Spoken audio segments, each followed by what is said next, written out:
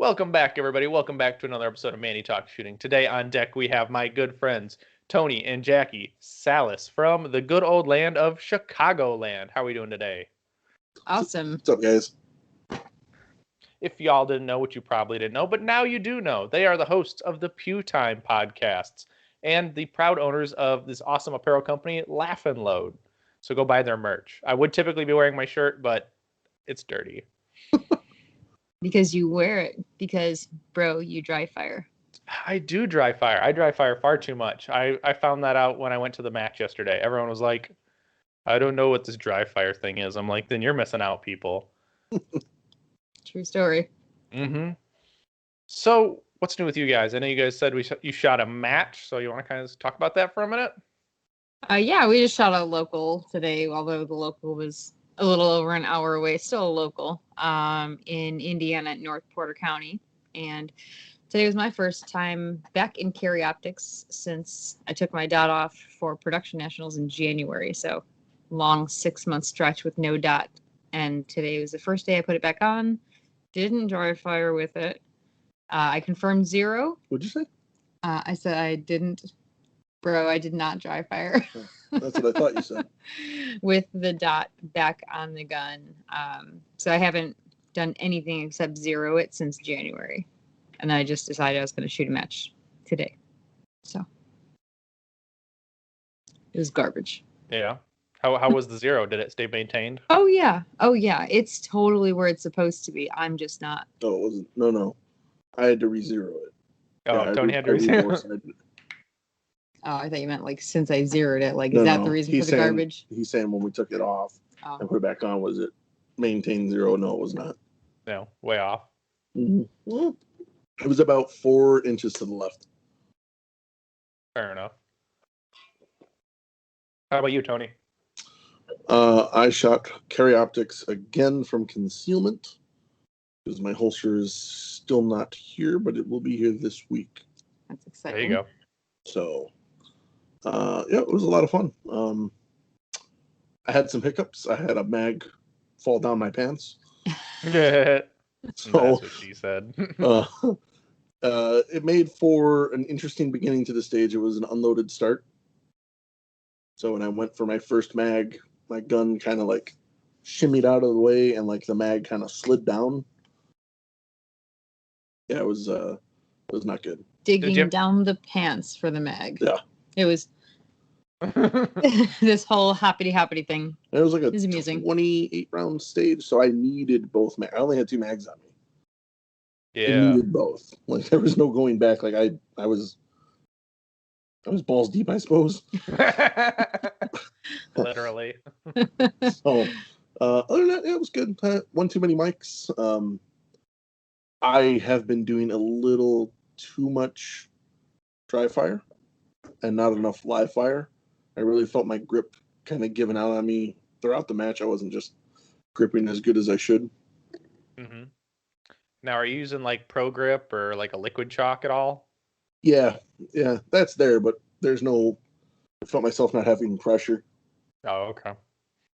I had that my first match of the season that happened to me, and then after that, I kind of focused for like a whole week on grip. Then, luckily enough, I don't live fire nearly as much as I should, but that's because ammo is expensive. It was very expensive right now. Yeah, it's no bueno. But hey, we did okay. So how'd your classifiers go? I was a half an inch away from a master class run in carry optics. Mm-hmm. I hit hardcover. It was a half inch in. What classifier was it? It's one of the weird. It's where it's got 2 boxes at an angle, and you have 2 separate strings. You start in the rear box, 1 per target, mandatory reload, run up to the second box, 1 per target, and then the second string is reversed. And then do you like rerun back to the second box on the second string? Yeah. Okay, I know what you're talking about then. It was the Condor. Condor, that's what it is. Oh, okay. I want to shoot that one. That one looks interesting. Yeah, one half inch away. It sucked. Yeah. I forgot to do the reload between one box in the other. So going forward, I forgot the reload, right? Where you're like, I move forward reloading all the time, not a big deal. But because it was not a big deal, I didn't do it. Man, The she one didn't even coming- know Yeah. until she got back. I was like, you forgot to reload. And she goes, Yeah. Whoops. But the Oops. one coming where you're like running back and up range, the second string, you're coming up range to the farther box. I reloaded on that one. You know, There you go. the more after you got difficult. reminded, right? Right. No, he didn't tell me until I was completely done with both strings. So I only remembered to do it, and all on my own, on the second one. I had no idea. I didn't even do the first one until after my unload showed clear and I was walking back to get my scores. Ouch. Yep. So that was a big old, probably a oof. That's a Virginia count, isn't it? Yeah. yep. Yep. So that's stack. Yeah. I had like a 1.08 hit factor. It was Hey, bad. hey, at least it means it'll be too low to count, right? It will definitely be too low to count. Mm-hmm.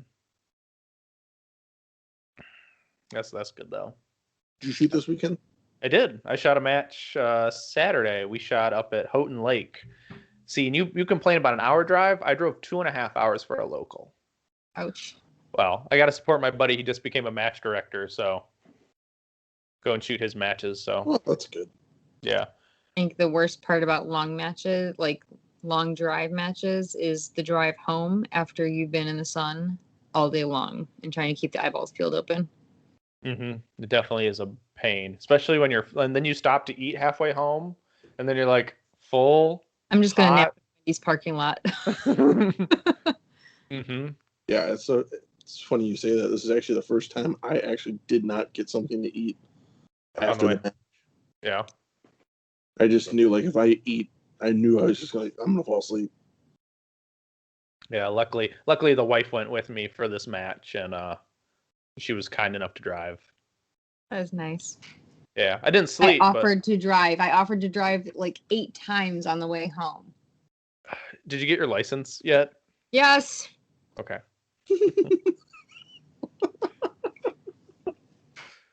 And I will be paying that ticket tomorrow morning. Thank you. Oh, good. But at least you got into the Secretary of State or the DMV, whatever you call it now. Yeah. Actually, and people were saying there was like, 2, 3, 4 hour waits to get in, and I walked in there like 45 minutes before the facility closed for the day. There were 7 people in the whole building, and by the time I got up to the front desk, there were 4. There you go. And I was in and out in less than 10 minutes. That's always a plus. Yep. Yeah, so we luckily, it was a 7-stage match. We shot 2 classifiers just because of how their bays were. They set up 2 classifiers. We shot Higher Love, which is a 19 series, and then we shot Didn't You Call the Mailman as an 18 series. So those were okay. Good match, though. Came in second in CO. Can't complain. There you go. For my sixth match ever, so. I think I came in second to last in carry optics. Hey, at least you didn't. Wait, how many super seniors beat you? Oh, shush your mouth. We had a really good super senior yesterday shooting carry optics. He was shooting a Shadow 2. I think he had a Romeo 1 on it. He was doing pretty good. We had a weekend stage, like at a 13-yard plate rack, and he 1 for 1. Okay, so I was 22nd out of 28. Thank you. And 2 super seniors beat me. I'll tag you in the video when I post it. Speaking of like single hand only, I really gained a stage. So genius. It wasn't. It took more time because this is the same stage that the mag fell down my pants. Oh, okay. But instead of running backwards to a box that was 7 yards, maybe, the port was just big enough for me to turn my head and stick my arm through and shoot the steel one-handed as opposed to running back. There you go. It looked awesome aside from like the port runs on a diagonal like this. He's just boop. Hey, it's a benefit to be like 6 foot tall, right? It was fun. I don't know if it actually helped me anything, but it was fun. I mean, it probably took off the time that you were messing around trying to get your mag out of your pants. Yeah. Well, I mean, I really did it because my knee started hurting and I didn't want to have to keep running. Yeah. Yeah, So that's that. I'm gonna just I'm gonna shoot the steel from here. Mm-hmm. There you go. Now, Tony, are you switching over to carry optics, or are you still going to play in production? I'll be carry optics. Yeah. Yeah, I'll be carry optics the rest of the year. You going to shoot nationals as well, or no? Don't think I'm gonna make nationals this year. Yeah, especially since you went to Talladega in May. Yeah, I want to, but I don't think it's gonna happen because if people listen to both podcasts, they'll know that you and I were talking about a Heron class coming up, which I got into. Yep. Whoop, whoop. And I will be coming up to join you guys. And I have other classes and stuff and an event coming out soon. I'm going to be booked pretty much for the rest of the year, which is unfortunate, but I have the goal I want to get to, and I really want to make Master in GM or Master in Carry Optics this year. You could do it. I believe in it. So, well, and man, the past two matches, ironically, both hardcover, and by roughly half an inch, I've missed masterclass runs. Yeah, hardcover can get you. I know what I need to be doing in live fire. Accuracy. And not by volume, Virginia count. Virginia count. I don't mind Virginia count unless it's like super penalizing you. Ugh. Just let me shoot the bullets. Yeah. Yeah. Luckily, this match we only had the one class where there was a Virginia count. So Tony, what are you shooting in carry optics? An M&P with what on it? Well, I have two. Mm-hmm.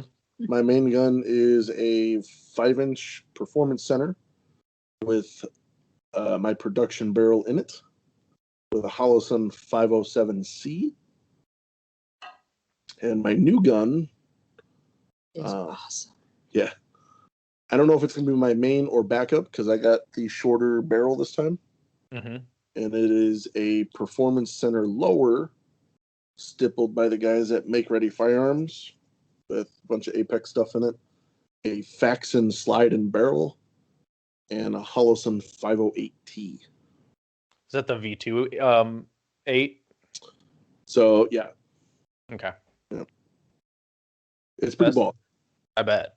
Did you get it Cerakoted and stuff too? No, it's all black right now. Yep. For now. Though, well, I take that back. I really don't have to Cerakote it because the barrel is rainbow. Oh, okay. Gucci gangsta. I haven't shot it yet, actually, because I need to record some B-roll for it to release it. Introduce it to the world. And then I'll start cheating it. There you go. Then, Jackie, you're shooting the Legion with what? I forget. The 407CO Holosun. The circle only option? Mm-hmm. Well, it is a it's not 8 the MOA circle. Yeah. So it is a small circle. Tell me about that. That's kind of interesting. I think you're the first one I know who actually shoots it in competition. What's your take on it? I like it. Today I felt like it was hindering me at the very, very long distance targets. We had a couple stages that had some pretty... Like, there was one stage where it was mostly everything except one target was distance. Yeah. So... like you had to hike to pace targets. Yeah. Well, we had one of those stages yesterday where it was kind of like, it was the long, big, fat kind of bay where they're like, oh, we're going to put a target way out there, so you have to go paste it. Yeah. It was like the entire back of the bay is where the targets were. Like where the hill started, that's where the targets were. They were all along the entire perimeter of the bay, right to left and the whole back. And there was one target right up by the start position. Dicks. So the circle is, I think it's cool, but for me, it just looks like a big blob. It looks like a 8 or 10 MOA circle, like just a big giant dot, unless I turn the brightness all the way down. And then I can tell that it's a circle. Do you have an astigmatism, Tony? in both eyes. Okay. Uncorrected, or do you have contacts? Contacts, but because my eyes are so bad, my contacts, because they're soft lenses, they actually can't go high enough to completely correct my vision. Oh, that's no bueno. Yeah. Which is why the dot I use is a 2 MOA. Which is why he lives his life by the policy accuracy by volume. That's right. Hey, that's why they made Comstock scoring. That's right. That's why everything should be Comstock. Mm-hmm. True that. Thinking. Okay. That's kind of cool. I didn't know you shot that CO gun, that circle only. That's kind of cool. I don't think I'd shoot one. I like my 5 MOA SRO. It's just big enough, but not too small. I'm going to probably be trying out Tony's 507C. It's got the 32 MOA and then the 2 MOA dot in the middle. Mm-hmm. And then the option to dot only or ring only. So I think I'm going to try that one out at the next one. We have one on Sunday, so if we can swap it, and I'll try it out. Worse, I can put.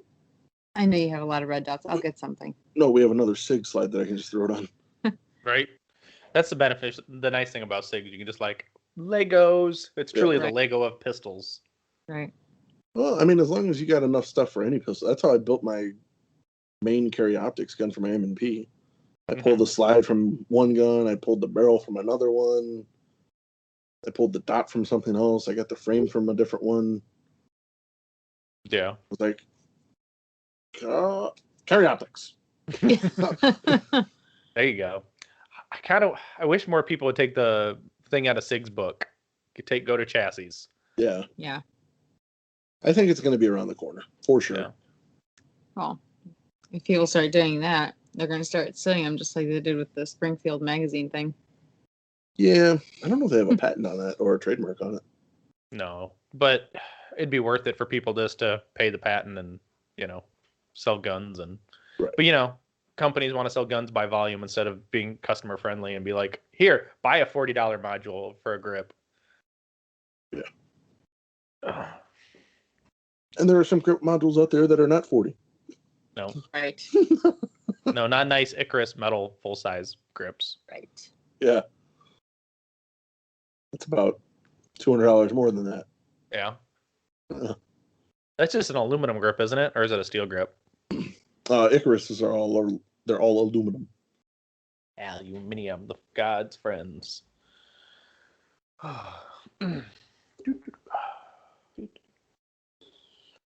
Anything exciting coming up quite recently for you guys besides shooting a class, Tony? I am taking some personal training, and I am going with a couple buddies of mine. We're going out to, I forgot the name of the range, but I'm actually going to take a CQB class. Kind of take me out of my comfort zone as a competitor and branch off into the tactical world. Is that somewhere in Wisconsin then? No, this is Ohio. Oh, okay.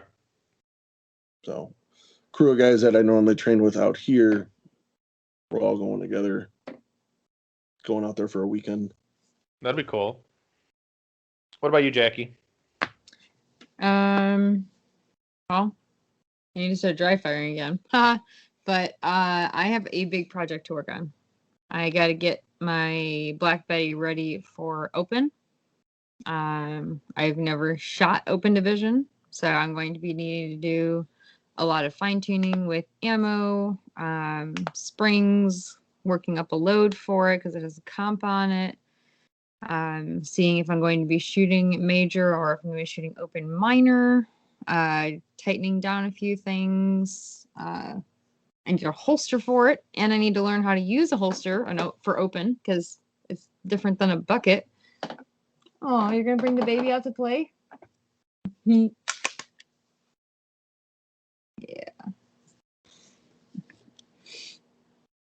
Yeah.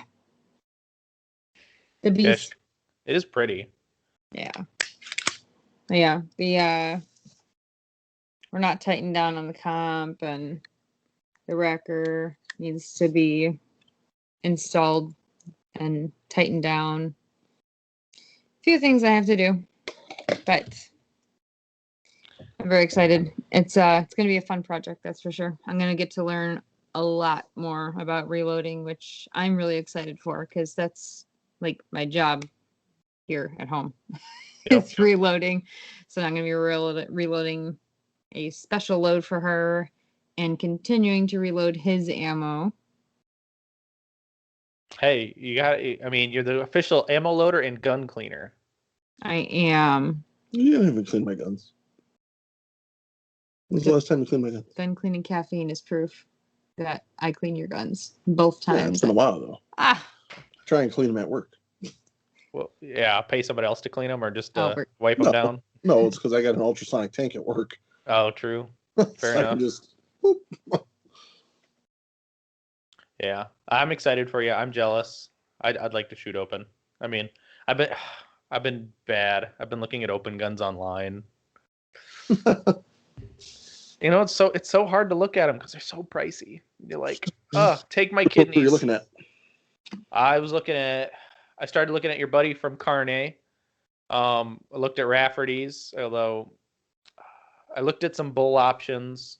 I don't think I'm going to go that way because I want 2011 mag compatibility, and bulls have their own proprietary mag, so that kind of gets. Even though I've played with a bull at a match about a month ago, I think I'm going to pass on the bull, even though it's that cheap. But maybe a used Atlas or something, or I don't know. I'm kind of hoping to go new. So. Yeah.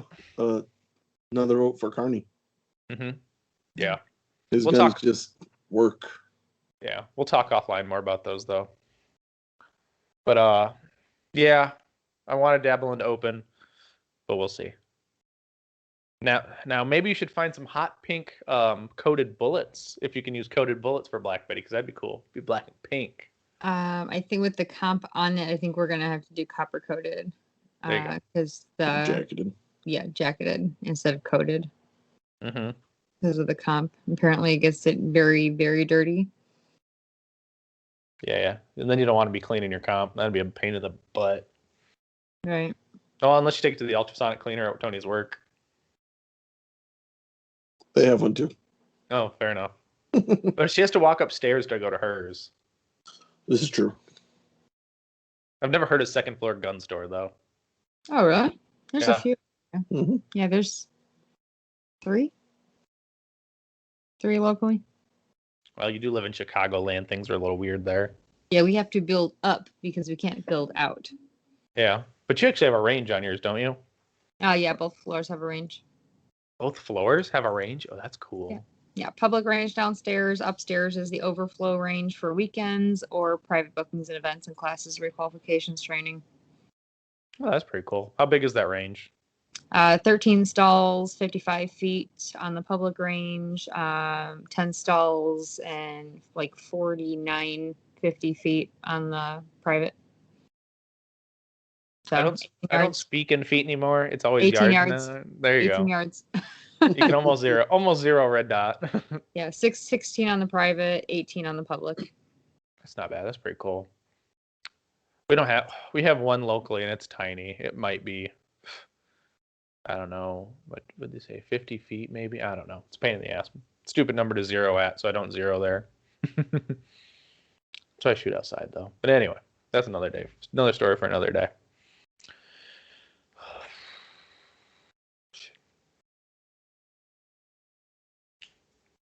Mm-hmm.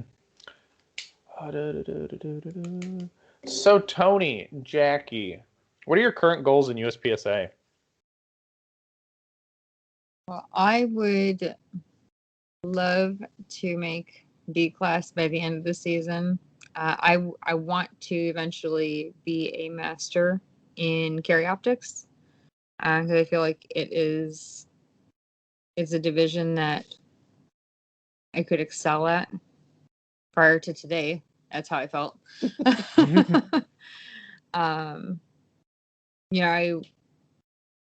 All the work I put in, with the dot, prior to January and taking it off really helped to progress me as a production shooter. and being target focused with irons because I had learned to do that with the red dot.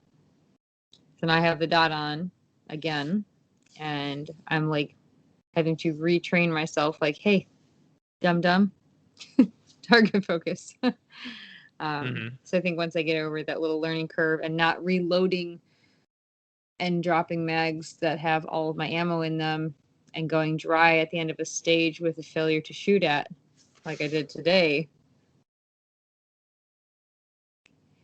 I think all of those things rolled in. I think once I get a little bit more time behind the dot, I should be able to get out of C class by the end of the season. There you go. I'm not gonna jinx myself, but I probably will. I might have bumped to B yesterday. All depends. Oh. Well, I was top 17 C class shooters for like 3 weeks in a row. But we'll see. We'll see if I did my math right. And because it's so weird, you know how the classifier list looks, and you got to read all the fine print and see which one's going to drop off, and yeah. So we'll see. Hopefully, we did it. I'd be very upset because, like I said, it was a 9. I was at a 69.9 or something like that. Wow. It's like, you bastard! If I didn't, I'm pissed. But I didn't worry. I didn't look at my results while I was at the match, so we'll see. Hopefully. You could always look it up on Practice Score, plug in your hit factor in the stage and the classifier calculator on USPSA, and look at your list and see which one's dropping off. Yeah, I did that earlier, and it looks like it looks like the right one's gonna fall off. We're crossing all our fingers and toes until Wednesday, right? Right. Wednesday morning when I wake up, either be happy or pissed. Yeah. Best of luck to you, sir. Thank you. Yeah, so it will be close. We're close, which I like. Sorry, I had cut you off. I know you were going to say something. He asked what your USPSA goals were, and I kind of just started going. Oh, I was telling you to go first. I want to make Master in Carry Optics this year.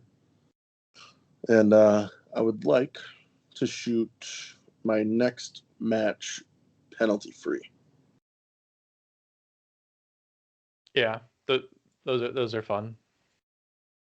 So. Good goal. I had one no-shoot today. It was on the classifier. You had to shoot the safe guy. The guy, the Marvin you were supposed to protect. You shot him. Right. It's just a flesh wound. It went straight through the shoulder. Oh, that's true. Well, at least we don't put black hands on our no-shoot targets. Right. At that point, then you can know if you shot the bad. Like, you don't know if you shot the good guy or the bad guy. Well, that's cool. I'm excited for y'all. Those will be fun goals. We'll see where mine go. But no. How do so you guys are shooting a lot of matches, it seems like what, almost 2 to 3 a month? Yeah. I usually shoot the first Sunday of the month and the last Monday of the month, and the second and third Sunday are hit or miss depending on what we have going on. So other than shooting those matches, what does your training schedule look like for you guys? Well, obviously I need to start dry firing again because I haven't dry fired in a while. So without the dry fire in production, I was getting better every week. Like I had like the perfect like game plan set up. I was like in the great mental space. Like I like knew where my steps were going to be, where my reloads were going to be, like no pre-match jitters, like completely confident and ready. And it's just like you could see it in my scores. Like every week I was getting better and better and better in production. And the week that I found my red dot, 1 hour before I found it, I took first in production at a local. Granted, there were only 2 people, but I still got my very first production win. And then God said, fine, I'll give you your red dot back.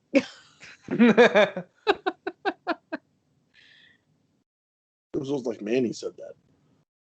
Mm-hmm. Wasn't Manny sending you texts of, Yeah. no, you can't have your dot back? Yeah. And we were literally I was texting him on my way to shoot the match on Monday. And then I came home from the match. We recorded the podcast. We ended the podcast. And Tony goes, "Did you check in the gun cabinet, which is right over my shoulder?" I'm like, "Yeah, I took the guns out. Even the top shelf, I swept my hand up there because I'm too short to see. Checked everything." He goes, "Well, how about that cabinet?" I'm like, "Yep, I checked everywhere. I even looked," and I pointed to the box and I went, "Oh," I was literally looking right at it. Yeah. Hey, God does things in weird ways. I mean, it just happens. I mean, Yzma could have stolen it and then put it back there for you. I mean, that is probably the most likely thing. She is trifling. Mm-hmm. Everyone likes their pets, though. Gotta love them. Gotta love pets. Tony, what's your training schedule look like, sir? So it's been a little different lately because I've been teaching about a class once a week. So I usually try and go a little before or stay a little after and get some live fire in. Not much. Lately I've been shooting, honestly, it's been about 50 rounds has been my live fire. I've been trying to take a couple pages out of Jay Beal's book. Yeah. No, that's 5 bullets, sir. You only get 5. Right. Not quite there yet. Yeah. I need to up the dry fire a little bit more, but today I actually think I'm going to take a little bit of time off. I'm not going to dry fire until after next week's match. I'm going to dry fire like crazy leading up to Tim's class. There you go. But I'm going to have to because I'm going to have a new rig on. Oh, what's your new rig? It's changed it up a little bit. I'm taking the light off my gun. I got a new double alpha belt. Another belt. You can never have enough belts. You always need more. You saw the problems you went with, right? Trying to switch from carry optics to production. It's so much easier just to have a belt set up for it. Or she could just be like random people and use a production belt and carry optics and have way too many mag pouches. Yeah, see? Oh, I have a low cap belt and I have a high cap belt. You have 5 belts and most of them don't even have a holster on them. Yeah. Oh, I got a new belt. Tactical, PCC, carry optics, production, limited. Go on. See, we can't use race holsters yet. So, I mean, hey, he's got to have another belt for a race holster. I don't even use a race holster. I use an ALS holster. Well, now you did have one for your limited gun. Yeah, that only lasted a few months. Oh, Crimea River. I forgot that. Holster. Anyway, it is going to be set up. Seeing as I ripped off a mag pouch at last year's Nationals, I wanted to try some mag pouches that weren't as prone to being ripped off. And I talked with my buddy John Anderson, who's been using these new CR Speed Sidewinders. Okay, I've heard of those. Normal CR Speed pouches, but now they finally make a bullets out pouch, which I'm a fan of. So I got those, and my buddy are getting those. My buddy Leif is making me a holster. I'm getting a GX device for my MMPs. I have a Red Hill. I've been kicking the bucket about getting a Vice, but it's just my Red Hill hasn't died on me yet. It's still kind of new, so I didn't decide. I didn't need a holster, but when a man willingly just lets me borrow one of his holsters for a weekend and he's never met me, at a Nationals to save your ass, to save my entire weekend, I told him I'd be buying at least 2 holsters from him, one for Jackie, one for myself. Yeah, but she got a coupon at Nationals, so now you have to get another holster. Yeah. If he could have made an open one, I would have. Oh yeah, that'd been cool. Mm-hmm. That'd be the second person I know who would be using the Sidewinders, because I know Matt Hempel has liked the Sidewinders. He went from I want to say the Double Alpha XI pouches to the Sidewinders. Oh, really? Mm-hmm. I can't, man. I can't see paying that much for those pouches. Well, especially when like people buy a set of 5. They're Right. like, I want to say they're $67 or $69 a pouch. No, they're like $70 a pouch. That's crazy. Mm-hmm. Nonsense. See, I don't buy those. Mm-hmm. Thank God. It's okay. Mag extensions are another story, though. Yeah, luckily I work in a shop for that, though. Yeah, true. Yeah. Well, I do have extensions for days. Yeah. I have a lot. Yeah, I need to get new extensions for my match mags. The ones I have. Say again? Which ones do you run? I have something from a company called Continuous Precision. They're out of Detroit, and they're a nice like tactical hobbyist mag pouch. But when I can crack the aluminum from dropping them on carpeted basement, and like once a week I've got a extension flopping off the bottom of a mag and hitting the ground. They're time to go. And the problem was they weren't any cheaper, but I liked some of their products, so I went with them when they released them. Yeah, I think I'm gonna get some Terrans or Hennings when I get my match mag set. I like the Springers too. Springer doesn't make any for Glocks though. Really? Mm-hmm. At least that's what I thought. Let me look. Much. I like my Terrans for my Glock. Yeah, I like Terrans because of the pin, but I like Hennings because of like the texture and just how they look. Yeah. The Hennings, yeah, no. Yep. Springer doesn't make anything for Glock because Glocks suck. So if I was continuing with production, I was going to buy a full set of Hennings for my M&P. Oh, the Pros. His are toolless. I like that you don't have to mess with them. And he doesn't make a 140 mil extension for mine. And I have probably 10 Terran extensions. Mm-hmm. And I've never broken one. Yeah, I can't complain about them besides things that came out into the light a couple years ago now, but being kind of creepy. But yeah, he makes good products though, and he has really good sales. Like, I was mad because I didn't buy anything on Memorial Day. There was Easter, he had a really good another 25% off sale. So I was like, I missed both those sales. I'm not missing the 4th of July though. I'd say that there's probably gonna be one on the 4th of July. It's coming up. I'm a glutton for punishment though. When I buy things for shooting, I go to the Ben Steger Pro Shop. They never have sales. Well, Black Friday. Okay, yeah, once a year. Yeah. On select items. It's pretty extensive. That's usually when I get my dry fire targets. Mm-hmm. Yeah, I've got plenty of those. I still need more though. There's never enough. Do you guys have a dry fire swinger yet? No. It's on the list. There's some pretty good ones out there. I have one. It's from Amarak Tactical. It's a pretty good one. I hear the Go Fast Don't Suck one's pretty good though too. That's the one I'm probably gonna go with. Yeah, I've seen a lot of those. My problem is I don't have my dry fire spaces, concrete wall, so I can't stick that to it. So I have a one wooden wall for my downstairs, so that's where the dry fire target goes. Well, the swinger, so it can screw in. It's the life I live, living in the basement. You got to try those command strips. Mm-hmm. Oh, I should. That's a good idea. Try the command strips and see if you can get a tiny little crossbar, and then put the swinger right on there. That'd be a good idea. That's a good idea. See, Tony's coming up with all the good ideas. Yeah. Solving That's problems. why I keep him around. Yeah, and because he's tall, right? Yeah. Yeah, I don't need step stools.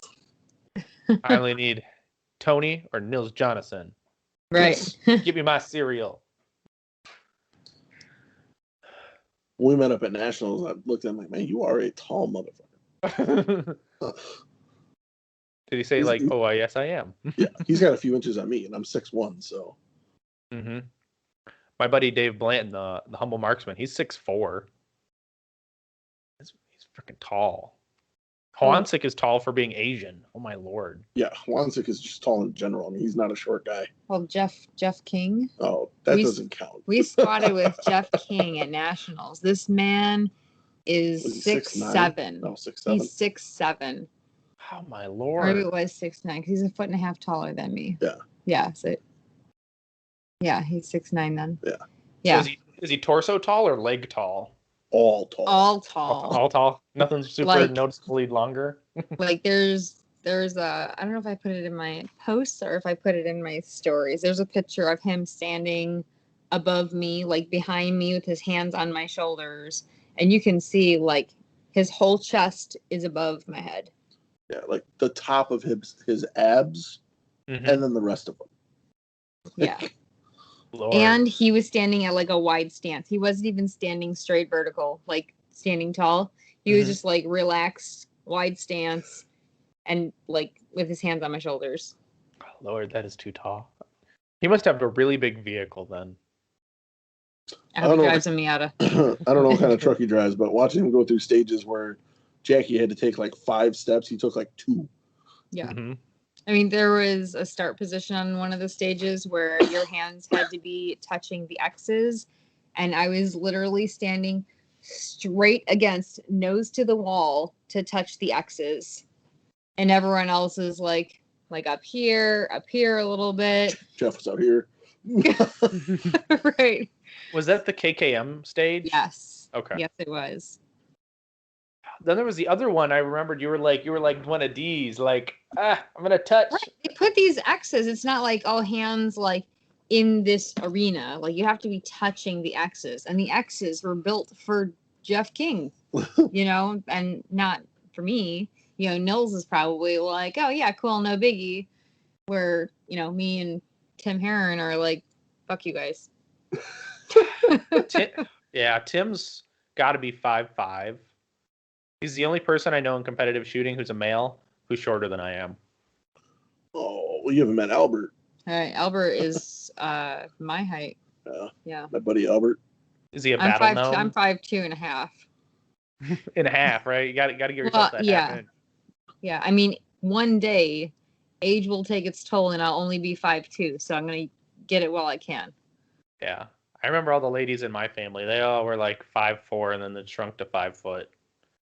Wow. Yeah. I will be a certifiable midget by the time I'm 80. Yeah. We're shooting the match together on Sunday, right? Yeah, if you're gonna be there. Yeah, I'll be there. I'll be there. Did signups already happen? Because I haven't signed up for it. You don't have to, but it's beneficial. It's under. You just look up MTC on Practice Score, and it'll be the first one. All right. Yeah.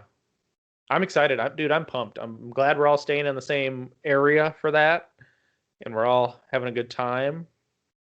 3 days of Timmy Herron. He's gonna hate us for all the short jokes and the Alaskan toilet porta potty jokes. I miss Timmy. I gotta call him this week. I gotta talk to him. Yeah, you guys are gonna have a good time. June 20th, right? Yes. Yeah. Yep, that's Father's Day. So call yo daddy.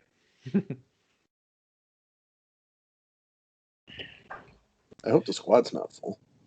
No, we'll all be in one squad. They just asked people to sign up on Practice Score. Everyone in the class who's going to be there for Sunday will be all in one squad with Tim.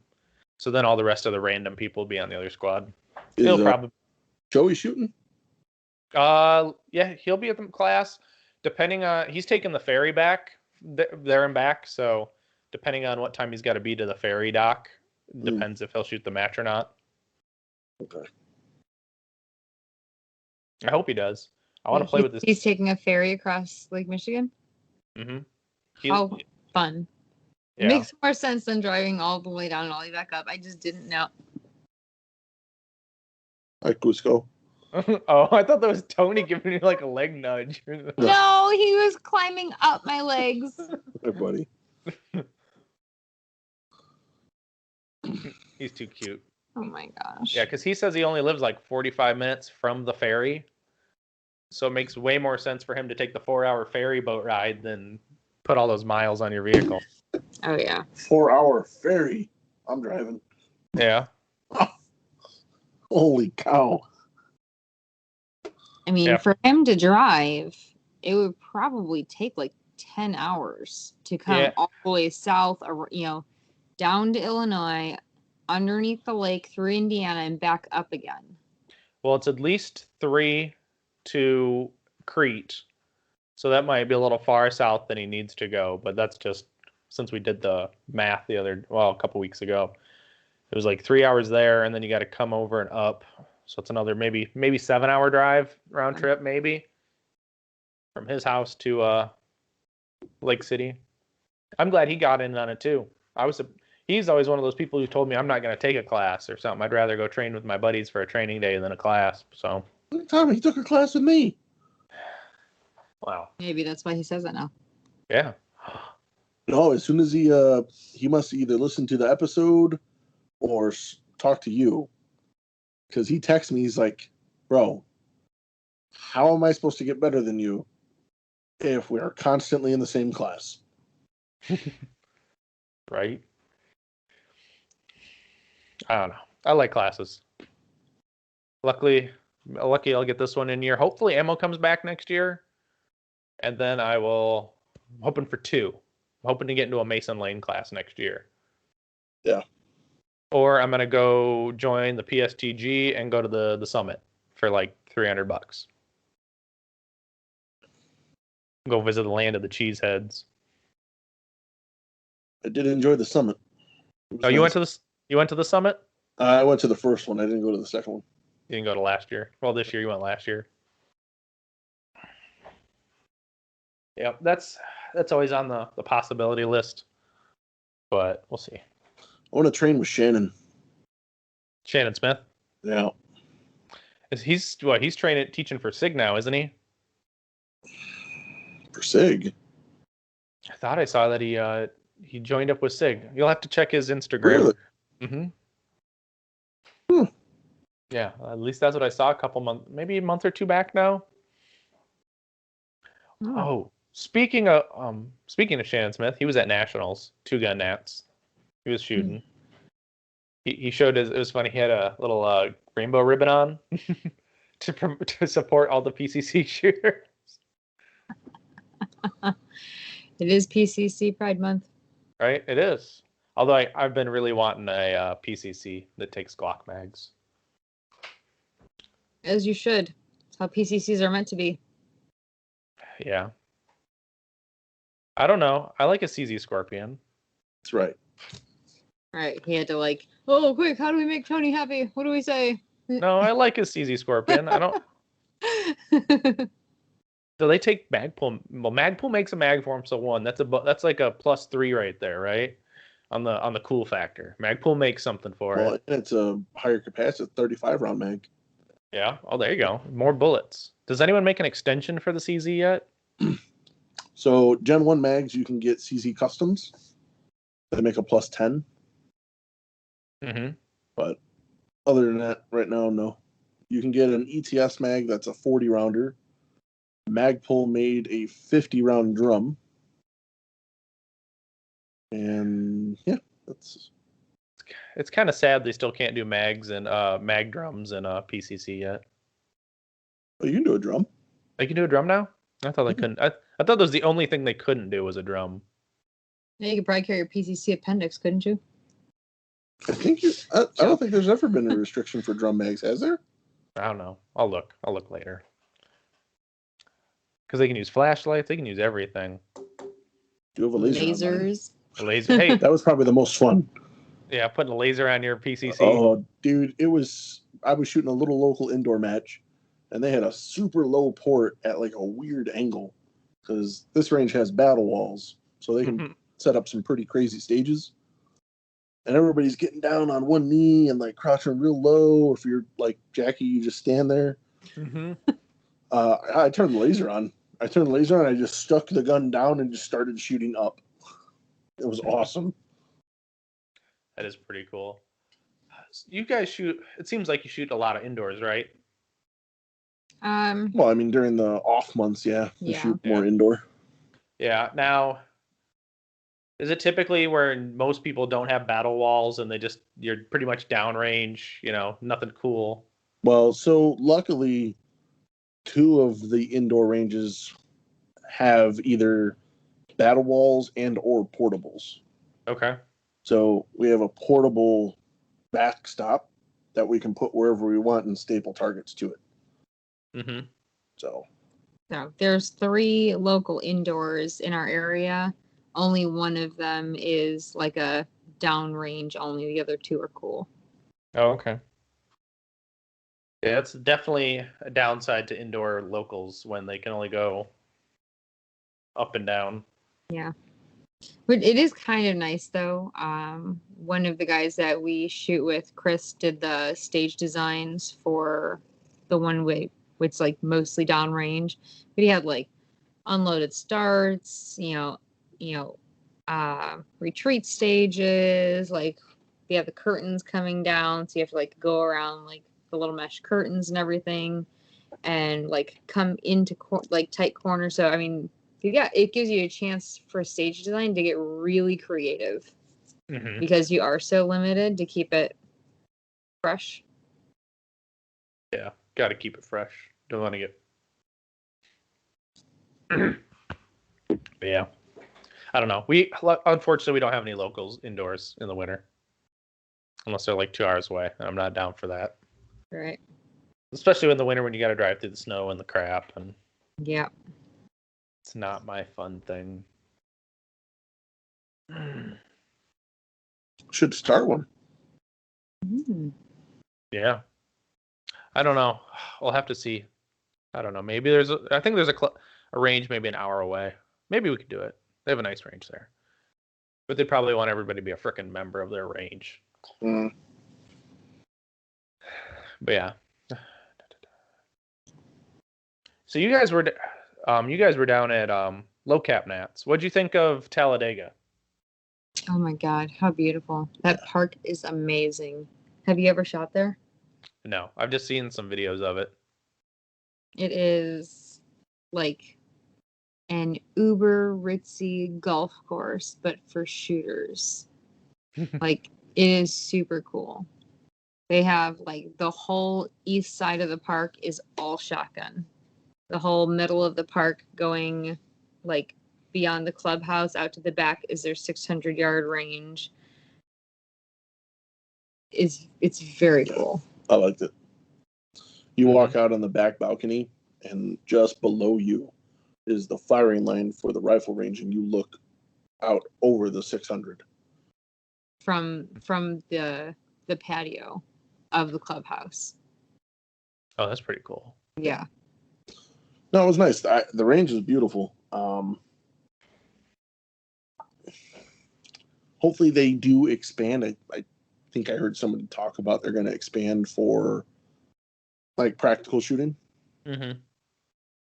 Because it could use it. It could use a couple more bays, especially if they plan to host more nationals. Because how many doubled up bays were there? They had over half. Yeah. They had 20 bays, and I want to say 6 of them, 6 or 7 were doubled up. Right? I don't think it was 20 bays. Well, there's 20 stages, but 6 of them were doubled up. So maybe something like that. So it was It was like 14 or 15 bays. Well, and not to mention, I mean, they could have had another bay, but that's where they put the vendors and stuff and the practice bay. Yeah, I heard. I'm sure people loved being at the practice demo bay in the dealers area, hearing Right. gunshots all day. Yeah. Right. Hey, could you tell me about these earplugs? Huh? Yeah. They work. I can hear you. Yeah. I felt bad for the guy at the Colt table right behind where they had like a Colt table set up with some of the revolver models and a couple of the 1911s. his table was directly next to the picnic bench that everyone put their bags on to shoot at Chrono. Oh yeah, Chrono was there too. Oh my So god. Chrono was like, he was what, 15 feet, 20 feet behind the guys test firing everyone's guns all day, and laterally from the Chrono was the demo bay. So it had some of its downsides. I don't think we need to talk about it. It's been talked about enough. The food, and the seating or lack thereof. But as a place that had its first nationals, I don't think it was all that bad.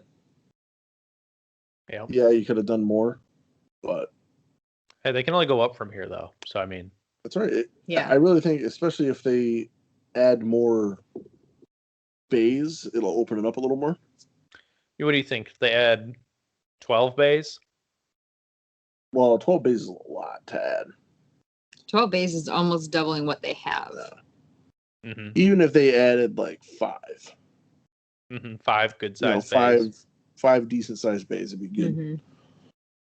Because, I mean, nationals in Florida in 2020, they had 24 stages, and I think 4 to 6 of them were doubled up. Yeah. So probably 18 bays.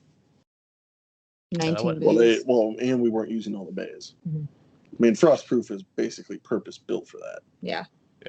The layout of Frostproof is fantastic. There's no up a rocky hill to another set of bays. Like, it is just like one straight shot, bays all the way down, and then a big one at the end.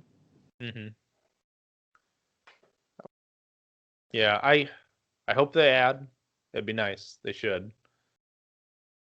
I thought that PCC Nats, well, Two Gun Nats had plenty of bays. I think I looked at their match book, and it looked like there was plenty of bays still left over. How many stages are shooting? I thought it was maybe 11. Oh, so that's perfect. Yeah. So I think because they're having less stages, they can utilize, because a lot of their bays are wide. So I think they can really utilize it if they're doing like the 2-gun match. So they can stretch out the PCC and still have some close hosey stuff. Like, I think that's perfect. Yeah. Whereas when we did it for pistols, all the big wide bays, they had like 2, those were like a lot of the doubled up ones. Right. Yeah, if they put even like what you say, 5 bays would be nice, and more porta potties, please. Right. For real. I mean, if that was the only thing, right? More porta potties. I think there were 3 porta potties down on the first the section A and section B. So there was like 5 or 6 bays on each section, and there was like 3 or 4 porta potties down there, and then 1 up at the top of the hill for those 5 bays. No bueno. Yeah, it's lots of baño. Yeah. Por favor, more baños. Yeah. Well, we knew it was bad because when we were on the backside in section C, we were about halfway through our day, and all of a sudden, the entire range smelled like shit because they were coming to empty it while we were shooting. Yeah. At least it wasn't at lunchtime while people were eating. Yeah, no kidding. That would have sucked. All right. I think anyone who's listening to this that is an MD at a local or a major, put safety tables next to every porta potty. Please. Being a woman, it is hard. Especially you got a D-gun and D-belt to go to the bathroom. Right. So every time we have to go to the washroom, we have to run a bay or 2 down to a safety table. And, you want to run because you don't want to be gone 3-4 shooters on your squad just because you had to go to the bathroom. So you're hurrying, you're hustling, you're running down, you de-gun, You got to find somewhere to put your shit. 2 bays back to the porta potty, then back to the safety table to put your stuff back on, then back to your bay. Mm-hmm. Then you're pooped. Then you're on deck. What the hell? Yeah, that's not a good. That'd be like, that's one of those things of hold it until you're done shooting, and then be like, I'm gone for 6 shooters. I'm doing in the bathroom. Right. I had left my gun like overhydrated today just to be safe because it was so freaking hot outside. One of the times that I went to the washroom, I went to the safety table, I degunned, I put it in my bag, and I put my bag and my rig outside the porta potty on the ground, like right outside the door. The second time, I was just like in a like emergent hurry. So I left my gun in the safety area. I left my belt on the ground next to the safety area, and I just like went to the bathroom really quickly. When I got back, there was another shooter who had just bagged up his gun because they had just finished, and he goes, "Just so you know, you shouldn't leave your gun in the safety area. People's guns turn up missing." I'm like, well, I should have known that because one of my girlfriends had a gun stolen from that same particular range at the safety table, but I had to go. Mm-hmm. Really, somebody stole their pistol at a match. Mm-hmm. Yeah. This is a few years ago. Oh, okay. Wow, like it gets you angry a little bit. Mm-hmm. Speaking of matches, how do you guys maintain your focus during a match? Especially those long, all-day hot matches. Is there something anything you guys do special to maintain focus? I think comfort is a big thing. So like if you're not, if your stomach's not growling and you're not like super thirsty and like way overheated, I feel like your comfort level is going to help to keep that focus. Like today's the first time in a very, very long time I've used a cooling towel. I had it around my neck all day long. And so now I have no excuses for today on my poor performance. But focus wise, like I feel like your comfort level is got a big play into it, because if all you're thinking about is how hot it is, or what if I pass out, I feel like you're a little bit more in your own proper headspace. I think the biggest thing for me is I haven't been overthinking it at all lately. Mm-hmm. I don't walk stages prior to the match. Like before our walkthroughs, I don't walk stages. I only walk them when we're on the stage. And lately, I've only been walking it once or twice, depending on the severity of the stage or the complexity of it. Mm-hmm. And once I have that plan, like that's it. I make sure that I can rehearse it in my head flawlessly, and then I just chill. Whether it's standing under the umbrella with a bunch of friends that brought their fans, which was awesome, or just I was running the timer a lot today. Yeah, that's it. Really, just I'm getting pretty quick at this is my plan. I'm done. I don't even hype myself up on the line anymore. My make ready now is yes, dots on, mag in, chamber, press check, holster. That's it. That's a good idea. I don't air gun it. Like I don't stand up there for a half hour and run through my entire stage before I make ready. Although today there's one stage you probably should have. The last one. Oh. Oh. Yeah, I blame that on the heat. It got to me. Mm-hmm. I overran a position completely, and I left 4 steel and 1 target. And then, as I was shooting the last ones, I'm like, oh, I didn't shoot enough rounds. Hold on. Then I ran back and shot the other ones. At least you didn't leave them up. I mean, at least you took them. Killed your hit factor, but at least you got them. It did. It recovered well. Mm-hmm. There you go. Did. And the video is not even going to give you total justice, because I was recording him coming past all 3 positions, watched him bypass the middle one, go to the end one, So I stopped looking at the camera and I'm looking at him like, what? So when he ran back, then the camera went boop, like totally delayed. So yeah, you're gonna see him like run off screen like a madman and finish the job he started. As he should, right? Yes. So Tony, do you like go up before? You say you don't walk through the stages until you're on that bay. Do you at least go and look at them before like the match starts and just like no, just go chill at the registration and wait till shooters meeting? Yeah, hang out with some friends, talk to guys I haven't seen in a while. People have walked up and talked to us about the podcast, which is cool. If some of my students are there and they want to go through something, or they want to ask me something, I'll go through a bay with them, but I won't do a walkthrough. Gotcha. Did you see any more AFT agents today? Yes. We did. Yeah. There you go. Actually, the match director. The match director. That's pretty awesome. That's the one shirt. I need to get that shirt. I need to get that one. We need range pictures if you do. Mm-hmm. Oh yeah, I gotta wear that one. Oh, there was the other one. I know you said the sun's been getting you these last couple matches from listening to the podcast, Tony. How's your match nutrition going for you? Good. Yeah, today, just at the end of the day, it was kind of brutal. Mm-hmm. And I think that had... She's What coming are up. you pointing at? Her. Oh. Yzma. I think a lot of that had to do is because I was in the sun more than I would have been then at like a major. Mm-hmm. I was running the timer for a lot of people, scorekeeping. So I was standing out more than I should. Mm-hmm. Not should, but than I would be at a major. Yeah, my go-to lately has just been Pedialyte, like crazy.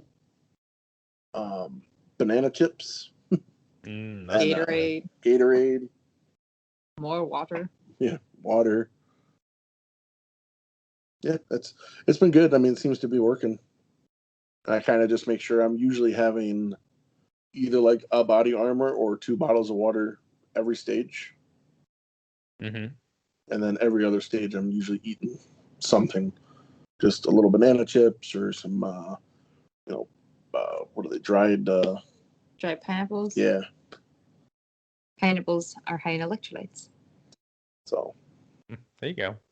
Because I knew before this you were getting kind of beat up after a match. Mm-hmm.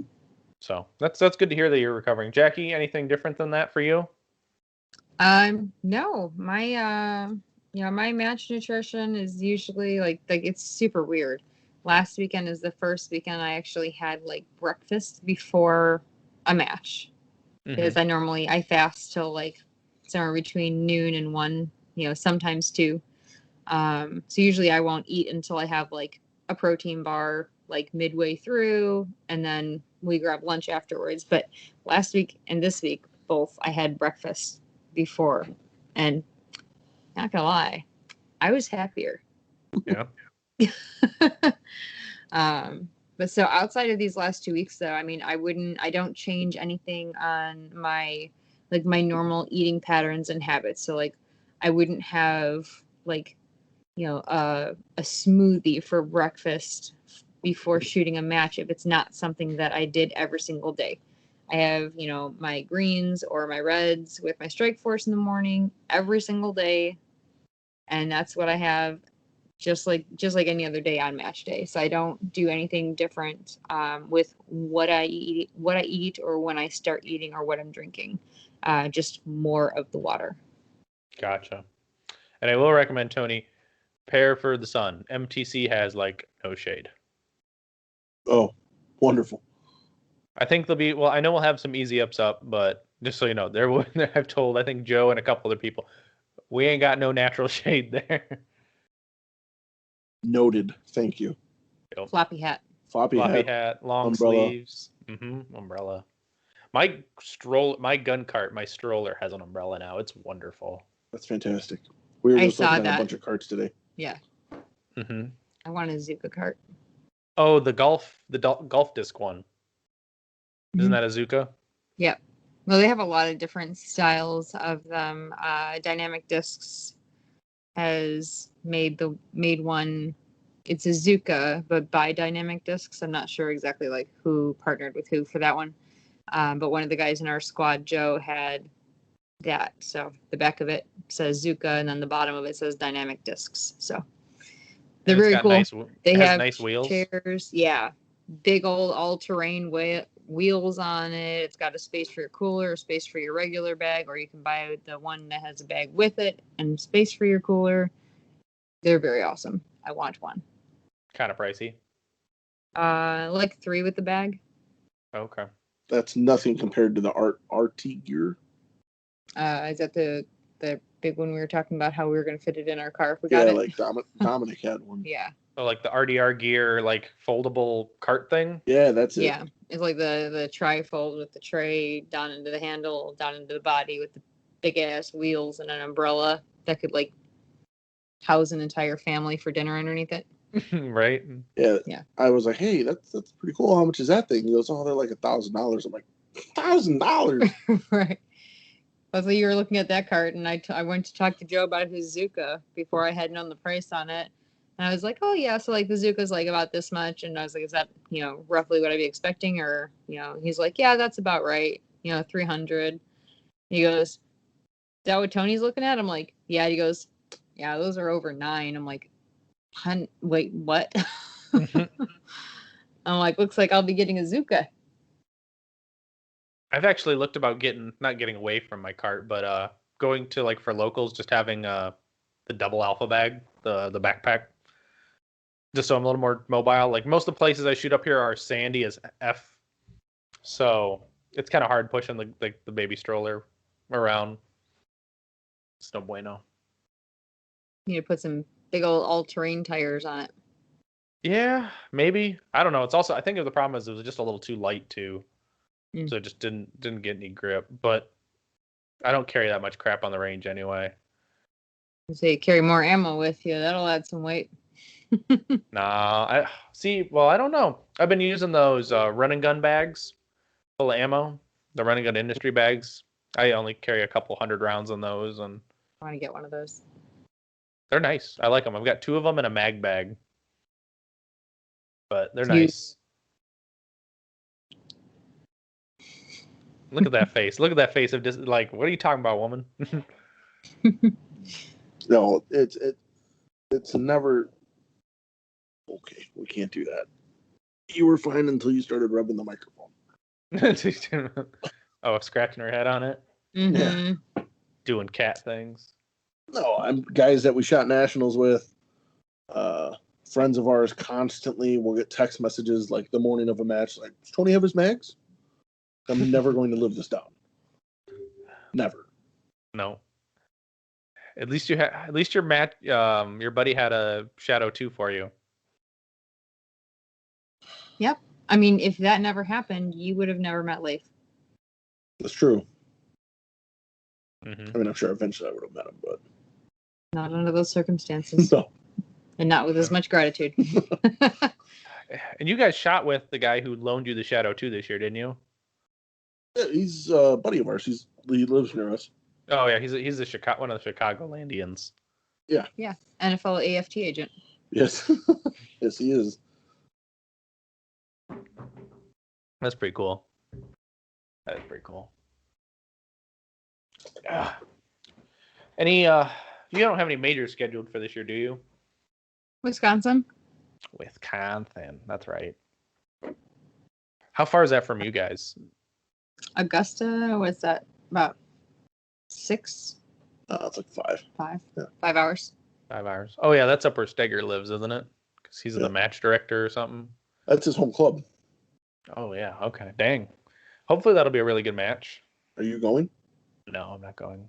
I'll live vicariously. You take a 4-hour ferry and then a 3-hour drive. It's only a 1-day match. Ammo. Gotta keep that ammo. Some of us don't work at gun shops and have nice hookups. None of my ammo comes from a gun store. No. All online finding primers and shit. Mm-hmm.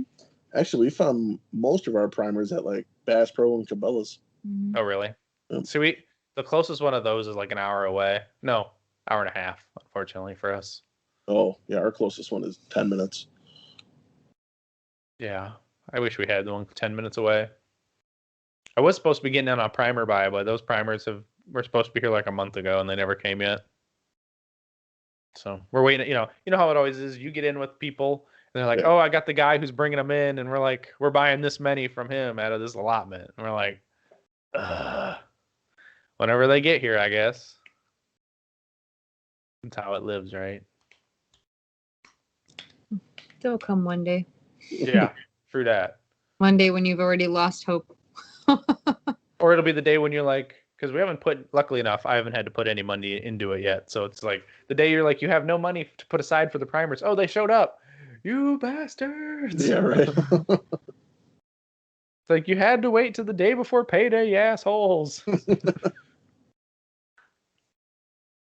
So, Tony, what made you decide to take the Heron class?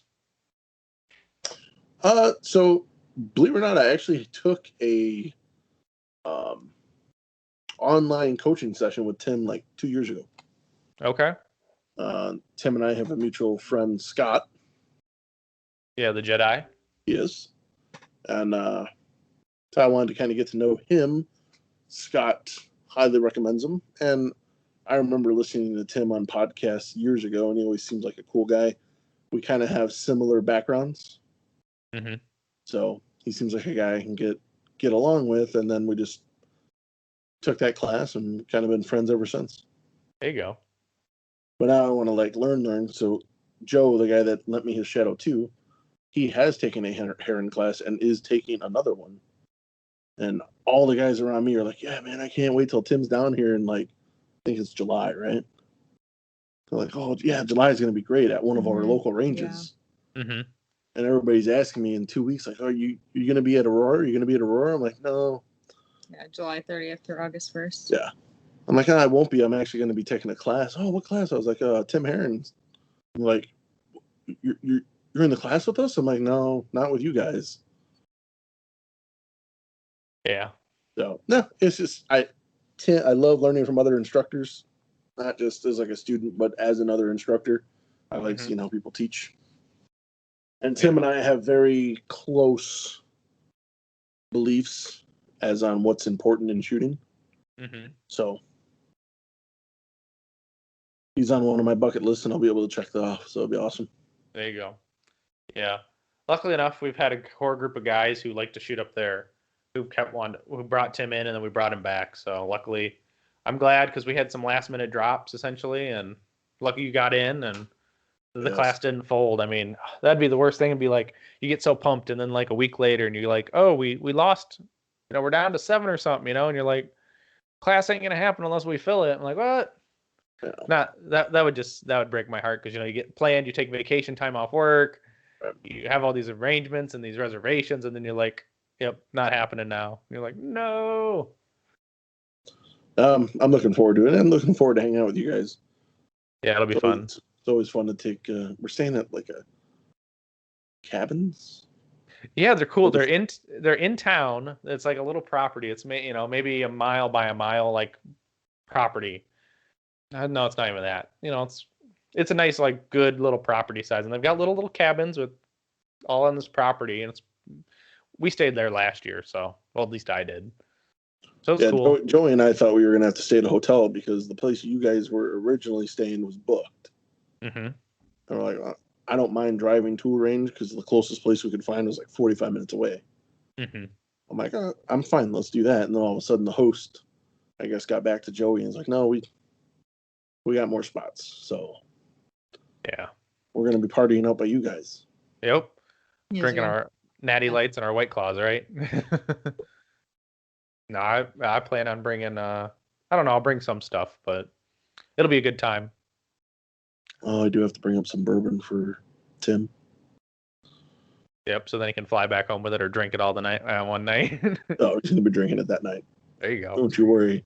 We're going to learn the deep, dark secrets of Tim Heron. How much he hates tile work. Yeah. So is Jackie going to have a fun weekend without you then? Of course. I'm going to get some reloading in because I'm sending him with every last round that we have for 147. Got a little batch made up. I have just enough for us to shoot the next 2 weeks. You're taking everything else with you, and I'm shooting a local on Sunday. How much Yay! you bringing to the class, Tony? Or how much is he bringing, Jackie? I'm just bringing an ammo can. Yeah. Oh, okay. Just load it all up, put it in the ammo can. Yeah. Yep. Yeah. I don't really keep track of that anymore. They're kind of just in cans. Yeah. I have 1,000 per can, so. Yeah. Do you count them? Do you at least have a hundo case gauge, Jackie? Oh yeah. Yeah. Okay. Hold on, Jackie. I actually case gauge all the ammo. Oh, so she loads it and you check it?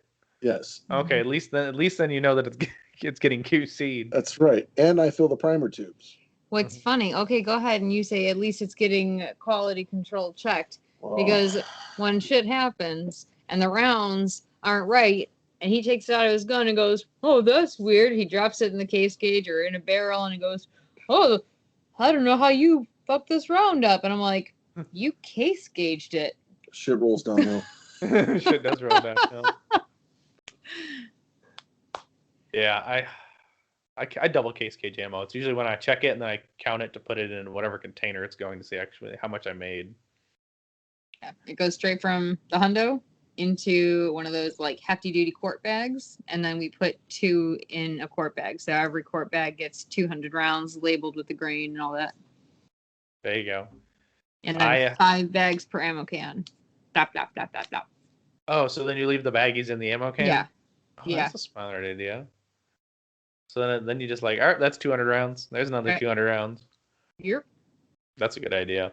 I was just actually loading ammo before we got on here, so I just got some primers in from Joey, and I needed some more ammo for the class since I shot the match yesterday. So, how many rounds did you guys shoot yesterday? Do you know, or today, I should say? We each went with 180, but I came back with about 25, so 160, 155. I would have guessed around 150 is what we shot. Okay. Yeah, I shot. I had a lot of about pickup 150. shots. It probably would have been 140. The steel just kicked my ass today. Yeah, we had. I think.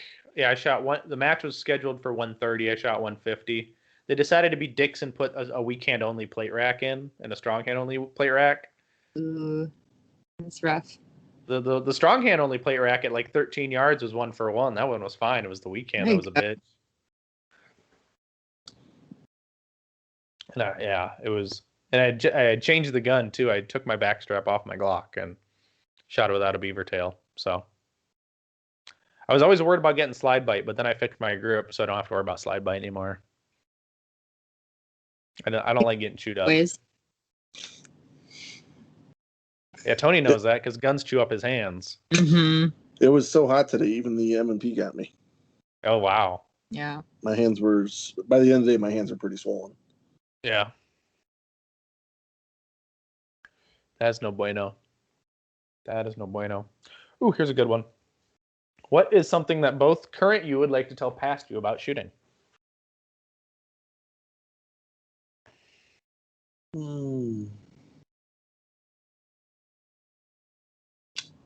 Current me to tell past me.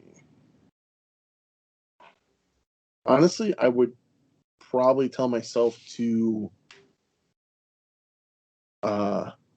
have serious fun with it.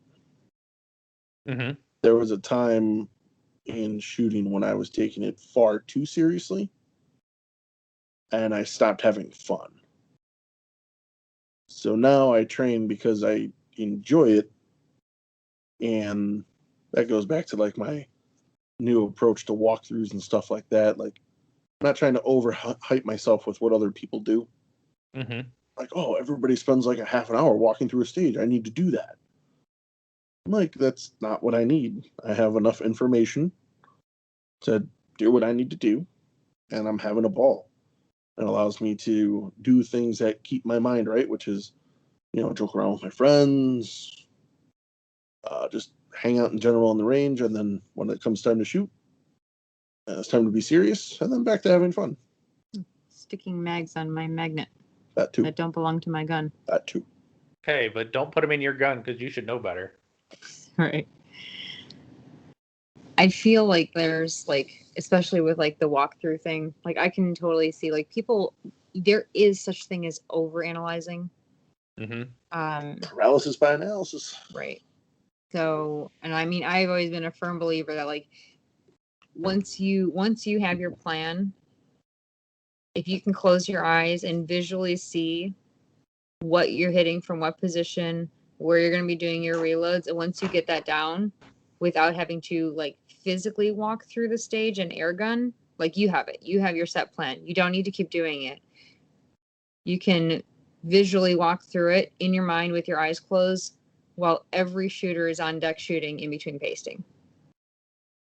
And when you're up, it's already like cemented in your head. Like I don't feel like you need to, me personally, it's fun to see what some of the stages are prior to shooting in the morning.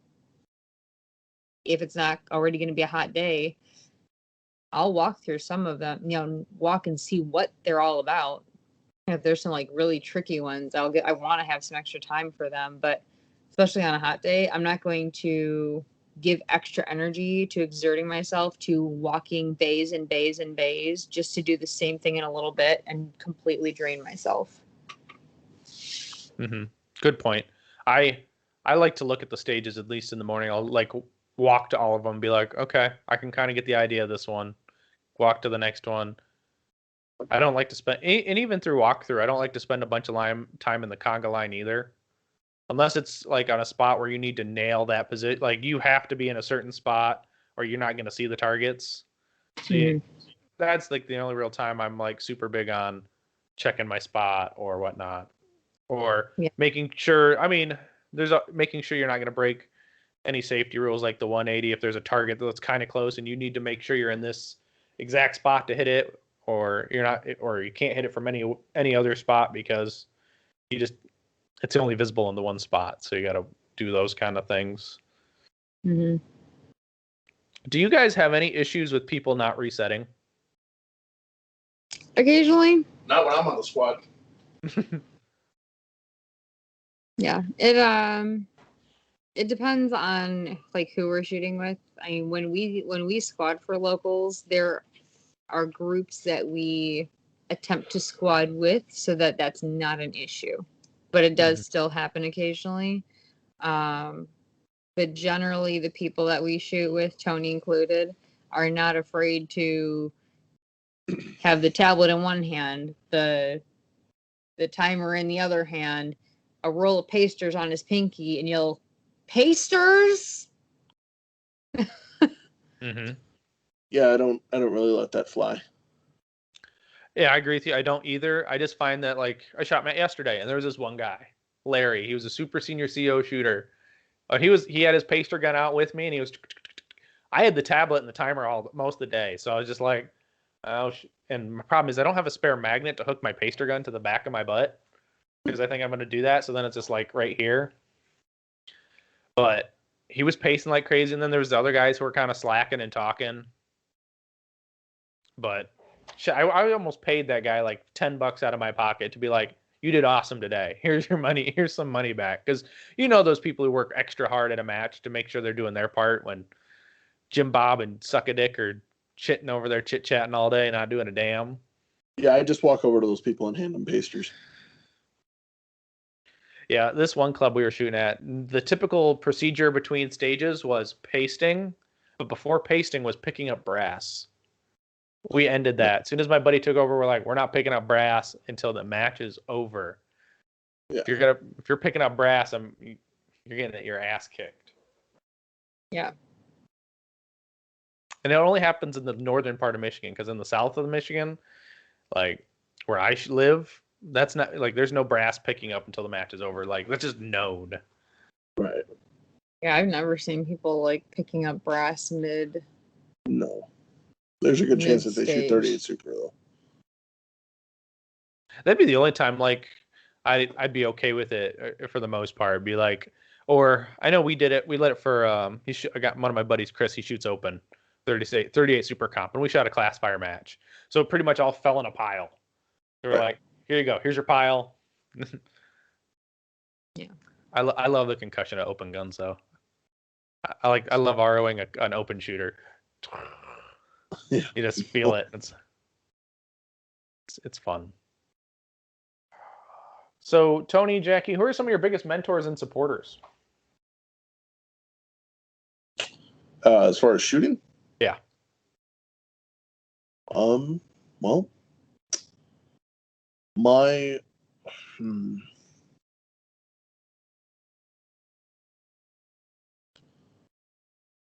this is kind of a tough one. So my original mentor is no longer with us. He's kind of the guy that got me started down this path. My buddy Mike, who was my training partner, I credit him a lot with getting me to where I am. Like, I don't shoot a lot of rounds per year, but I still make pretty big strides, and I attribute that to him. Mm-hmm. Training with him, learning how to practice from him. And then as an instructor, a big mentor of mine is Scott. I do a lot of talking with Scott. There you go. Yeah, Scott. I think Scott, he's so busy. I can't believe he's so busy in a year. He's shooting I think he's gone every weekend, if not more. He was teaching over 100 classes this year. Oh. Yeah. His wife loves money or must hate him. Well, she actually runs the company. Yeah. Yeah. She Beverly, just tells him where to go, right? Beverly is a sweetheart. And yeah, she runs everything. He goes, "All right, Scott, this is where you need to be. Here's your plane ticket. Here's your ammo. Bye." Goodbye. That sounds a lot like another situation we're aware of. Might be. I may or may not have picked up a couple things from Scott. Yeah. Yeah, find yourself a good COO. Yeah. How about you, Jackie?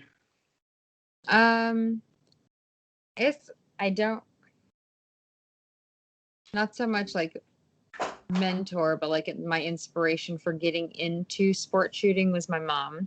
Mm-hmm. She shot competitive IDPA with revolver back in the late 80s, early 90s.